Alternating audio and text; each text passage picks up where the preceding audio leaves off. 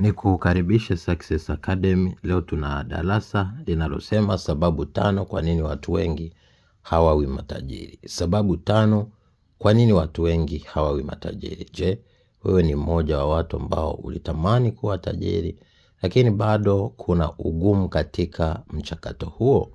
Basi jua sababu hizi 5 kwa nini wengi hawajafikia kiwango hicho na nini ufanye ili uweze kufikia. Cha kwanza, hawaoni uwezekano wa kuwa matajiri. Wao kabisa ndani yao wanajiona wa kawaida, mitazamo yao ni ya kawaida na fikra zao ni za kawaida. Kwa hiyo wao na utajiri wanaona ni kama vitu ambavyo haviwezekani kabisa. Lakini cha pili, hawafanyi maamuzi ya kuwa matajiri. Kuwa tajiri ni kufanya maamuzi, kuweka mipango mikakati na kuamua kuanza kuifanyia kazi. Kuweka malengo na kuamua kuanza kuyafanyia kazi. Lakini pia na kuwa na gamba gumu la kutorudi nyuma, lakini pia na kuwa tayari kukompiti mpaka na wewe ufanikiwe. Sasa wao hawafanyi hayo maamuzi kwenye maisha yao. Lakini cha tatu ni kugairisha mambo wanakutanguliza. Wanakuwa na malengo, wanaweza kujiwekea. Wanakuwa na mipango muda mwingine, lakini unashangaa haitimii.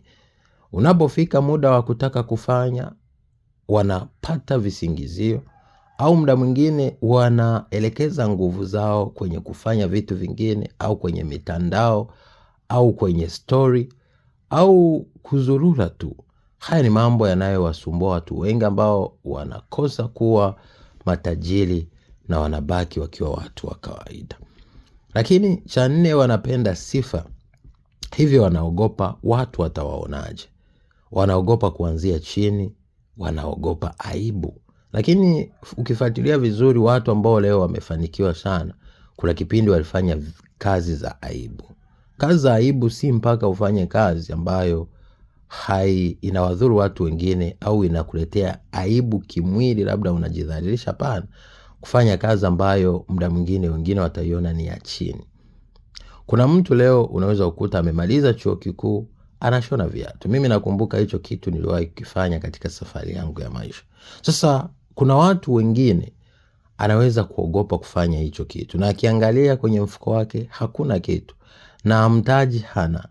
Kwa hiyo kuna vitu nataka nikwambie leo, acha aibu na anza pale ulipo na uamue kuanzia chini ili uweze kutimiza malengo yako na kuwa mtu tajiri, kwa sababu pia umaskini si kitu ambacho unatakiwa ujivunie. Lakini 5 na mwisho, hawapangili vya kutosha maamuzi sahihi. Hawapangili vya kutosha maisha yao, lakini pia hawaweki vipaumbele kwenye maamuzi yao. Lakini pia na muda mwingine wengine hawafanyi maamuzi kabisa ya kutosha na yaliyo sahihi. Kuna wengine pia wanafanya maamuzi lakini wanafanya yasiyo sahihi. Wanaweka vipaumbele visivyo sahihi, wana malengo yasiyo sahihi, na kila wanachokifanya kila siku unakuta si sahihi. Lakini pia wengine wana channel nguvu yao na fedha zao kwenye vitu vya kutumia ila sio vitu vya kuzalisha, kwenye liabilities wala sio asset. Kwa hiyo hakikisha haya mambo 5 unayabadili kwenye maisha yako ili uwe ni mwanzo mzuri wa kuwa tajiri na kuelekea ndoto, kuelekea mazingira au kuelekea safari ya kutimiza ndoto zako. Ningependa usiache kufuatilia mafundisho, lakini pia usiache kufuatilia vitabu vyetu na ushauri. Nawapenda. Thank you for watching.